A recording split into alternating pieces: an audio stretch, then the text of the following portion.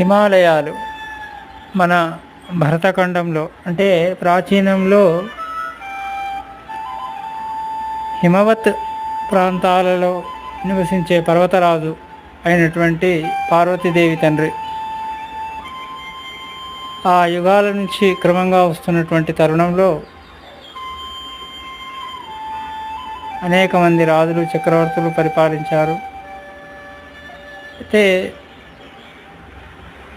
జీవితం అంటే ఎప్పుడు ఇక్కడే మనది, మన కుటుంబము, మన ఊరు, మన గ్రామం, మన కాకుండా భగవంతుడు ప్రసాదించినటువంటి ప్రకృతి రమణీయమైనటువంటి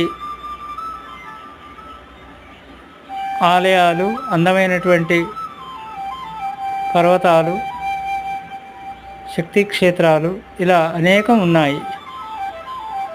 కాబట్టి వాటిని ఆస్వాదించాలి, దర్శించాలి, తరించాలి. ఇలా అనేక విభాగాలుగా హిమాలయ పర్వతాలు భారతదేశము, నేపాల్, చైనా, భూటాన్, పాకిస్తాన్ లాంటి ఆఫ్ఘనిస్తాన్ వరకు కూడా వ్యాపించి ఉన్నాయి. ప్రధానంగా నేపాల్, చైనా బోర్డర్లో హిమాలయాలు అత్యధికంగా ఉంటుంది. ఎవరెస్ట్ శిఖరం ఇత్యాది అన్నీ కూడా ఉన్నాయి. తరించాలి, చూసి తరించాలి. హిమాలయ పర్వతాలు, అనేక శివక్షేత్రాలు ఎన్నో కలవు.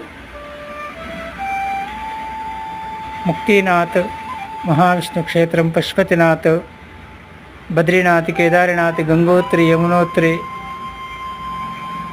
ఇలా అనేక ప్రాచీనమైనటువంటి దేవాలయాలు కూడా ఎన్నో కలవు.